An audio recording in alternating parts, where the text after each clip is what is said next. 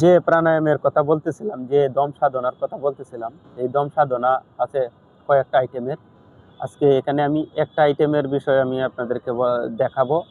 যে এই কয়েকটা, প্রথমে হলো কপালভাতি একটা প্রাণায়াম। তারপরে হলো এই নাক দিয়ে শ্বাস গ্রহণ করা এবং অন্য পাশ দিয়ে নিঃশ্বাস ত্যাগ করা, মুখ বন্ধ রাখা। এইটারে হলো দম নিঃশ্বাস আদান প্রদান।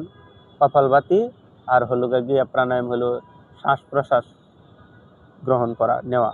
এর ভিতরে সর্বপ্রথম যদি আপনি কপালভাতি দিয়ে শুরু করেন তাহলে সবচেয়ে আপনার ভালো হয়, কষ্ট কম হবে, সুবিধা হয়ে যাবে। কপালভাতি প্রাণায়াম হলো আপনার মুখ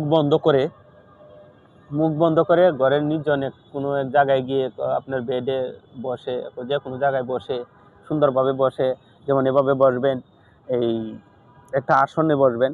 আসনে বসার পরে যদি আপনি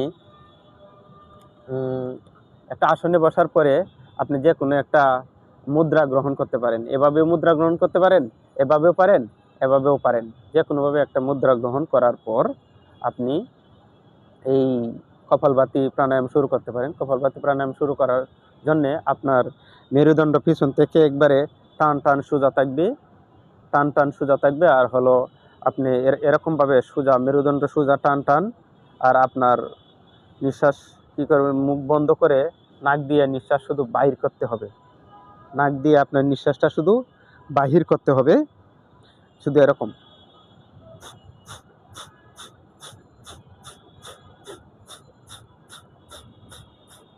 এভাবে শুধু নিঃশ্বাস শুধু বাহির করবেন, আস্তে আস্তে টান দিবেন।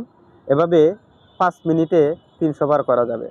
হ্যাঁ, প্রতিদিন আপনি 5 মিনিট করেন এই কপালভাতি। কিন্তু এটা করার নিয়ম হলো, আপনি নিঃশ্বাস ছাড়ার সময় পেট কিন্তু ছেড়ে দেওয়া যাবে না। পেট শুধু ভিতরের দিকে টানবে, এই না পেট শুধু খালি ভিতরের দিকে চাপবে।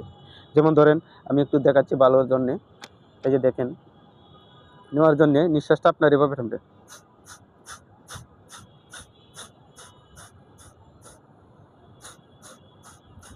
এরকমভাবে করতে হবে। এটা হলো কপালভাতি প্রাণায়াম। কপালভাতি প্রাণায়ামের মাধ্যমে আপনার ফুসফুসের ভিতরে যে জীবাণুগুলো থাকে, যে ময়লাগুলো থাকে, যে বিষয়গুলো থাকে, এইগুলা বিষয় বের হয়ে চলে যাবে এবং আপনার মস্তিষ্ক, মাথা ঠান্ডা হয়ে যাবে এবং শরীরটা একটা চাঙ্গা হয়ে থাকবে। তারপরের প্রাণায়ামগুলো করতে গেলে, শ্বাস প্রশ্বাসের প্রাণায়াম করতে গেলে আপনার খুব সহজ হবে এবং কষ্ট কম হবে। ইনশাল্লাহ এটা আপনারা সবাই পালন করবেন। বড়জোর 5 মিনিট, ইনশাল্লাহ।